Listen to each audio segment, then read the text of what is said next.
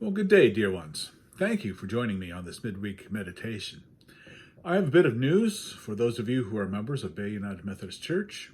As you know, we've been meeting in the parking lot for worship at 10 a.m. Sunday mornings.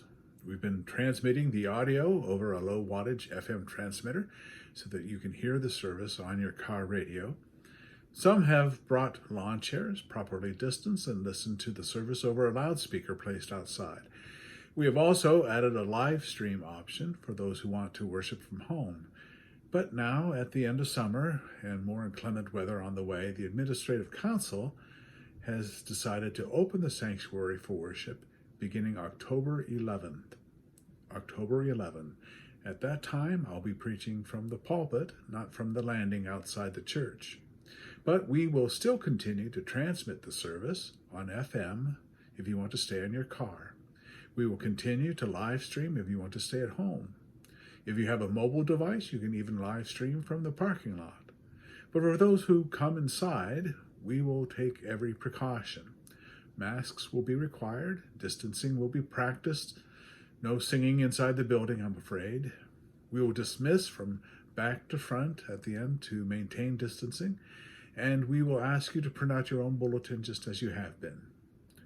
Now, if conditions with the virus deteriorate, we will have to suspend once again. But for the moment, we believe we can come inside in a safe manner. But again, it's not enough just to be safe. We have to make sure you feel safe. So we will continue to broadcast and live stream until you yourself feel assured it's safe to worship inside. Now, for our meditation today. There's a song from the musical Hamilton in which people who are lower lights in the power structure of government are ruing the fact that they are not included in the deal-making in which important decisions are made. They sing, "No one else was in the room where it happened. No one really knows how the game is played, the art of the trade, how the sausage gets made. We just assume that it happens, but no one else is in the room where it happens. Hold your nose and close your eyes. We want our leaders to save the day, but we don't get a say in what they trade away. We dream of a brand new start, but we dream in the dark for the most part, dark as a tomb where it happens. I've got to be in the room where it happens." But guess what? Very few get to be in that room. Only the very high and mighty get in. But I wonder, does God have a room like that? Does God have a conference room in which important decisions are made? Or does God keep his own counsel, making choices all on his own? Well, consider this. In Genesis 18:17, God says to himself, "Shall I hide from Abraham what I am about to do?" You see, God has an agenda, which includes an act that will dramatically affect Abraham once it's done. God plans to punish the cities of Sodom and Gomorrah. Now, Abraham knew these people. He knew not everyone who lived there was a reprobate. Righteous people lived there too. His own nephew Lot was a resident there.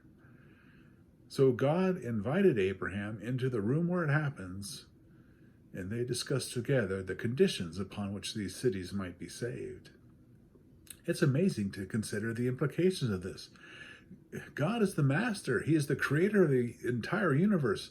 And sure, he has great plans for Abraham, but still, Abraham is infinitely inferior to God in every respect. And yet God treats him as a colleague. He invites him to the negotiating table.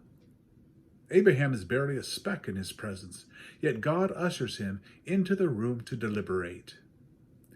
It's for this reason that Abraham is called God's friend. Abraham's faith elevated him from just a speck to God's partner in matters of eternal importance. It's astounding to consider, and yet even more astounding is this. Abraham is not the only one afforded this honor.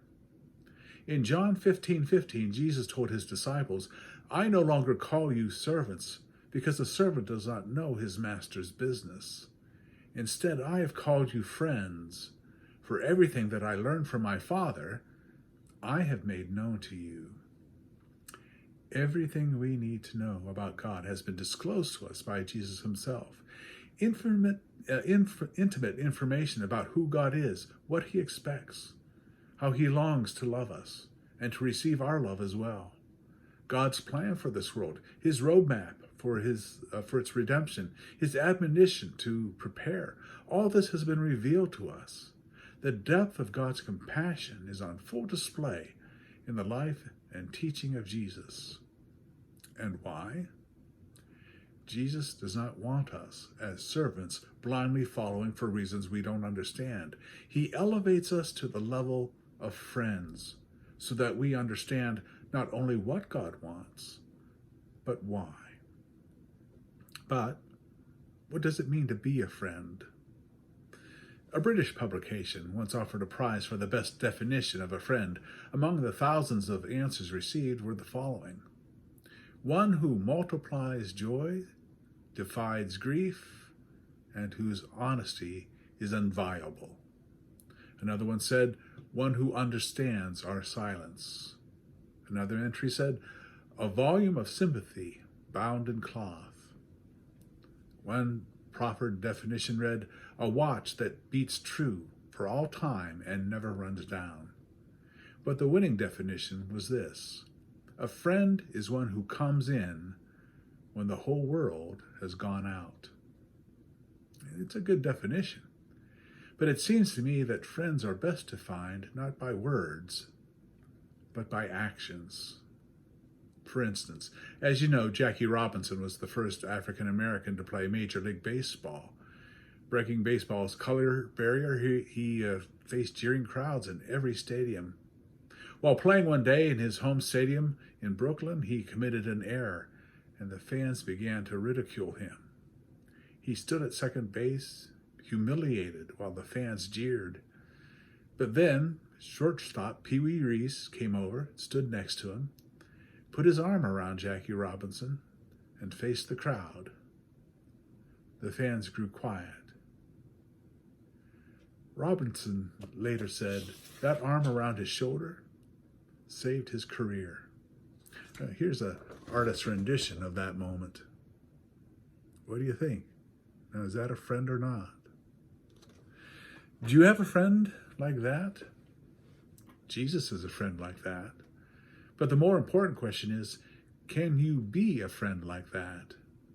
God reaches out to you and treats you not as an inferior, not as a servant, but as a friend, someone who will stand by you no matter what. Can you, as God's representative, be that same kind of friend to others?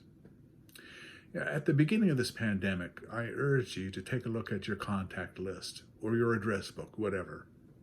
Who are the people there you've lost track of? Could it be they're feeling as isolated as you? Perhaps more? Isn't it worth a few moments of your time to push that call button and find out? Even if your call goes to voicemail, leave a message that says, hey, I've been thinking about you. I hope you're okay. You will make someone's day. You might even make your own. As the saying goes, if you want a friend, be a friend. God has shown you how. Elevate the people you know to special status. Let them know how you value them. Stand by them through thick and thin. Be a rock of stability for them in a chaotic world. That's what God has done for you. He has called you friend. Can you do that for others? I hope so. Tell me about it. Tell me how it goes. I'll see you soon, dear friends. Bye-bye now.